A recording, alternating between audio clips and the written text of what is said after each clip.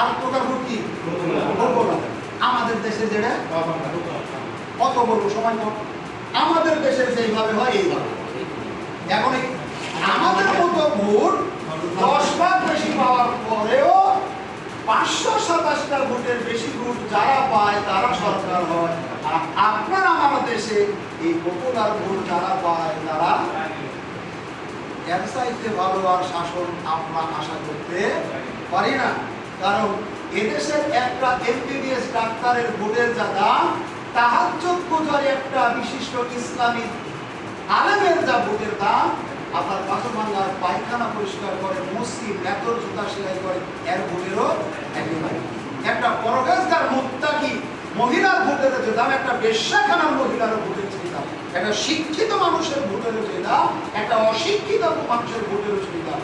একটা অশিক্ষিত এই কিছুক্ষণ আগে বললাম এদেশের আওয়ামী লীগ কি মানুষ জানে না, অথচ ভোট দেয় না ওটাই। কারণ বিএনপি কি জানে না, ভোট দেয় ধানের শীষ, এরা জানেই না কোনটা কি জানে। এদের মতামত নিয়ে এখন যে আপনি বলেন একটা মানুষকে যে প্রবল বাড়ি নির্বাচন করবে, তাকে ভোটটা দেবেন, খুব ভালো মানুষ, ওই লোকটা বলতে ভালো মানুষ মানে কি করেছে বলতে? ওই লোকটা ভালো না মন্দ জানে? ডাক্তার কি খারাপ এটা বলি, বলতে চাচ্ছে ওই লোকটাকে চিনে জানে কয়জন, আর চিনে জেনে ভোট দেয় কয়জন, এটা আমি বোঝাতে চাচ্ছি।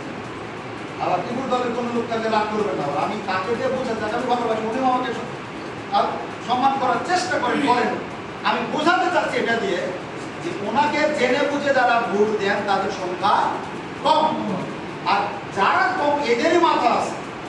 এই তিনটা সংস্থা নেতৃত্বের নির্বাচনের বর্তমান যে পদ্ধতিটা, এটা হলো শিরকি পদ্ধতি, ইসলাম অনুমোদিত পদ্ধতি নয়। কিভাবে করবেন? বক্রদিন যেভাবে এসেছে, হিন্দু যেভাবে সেই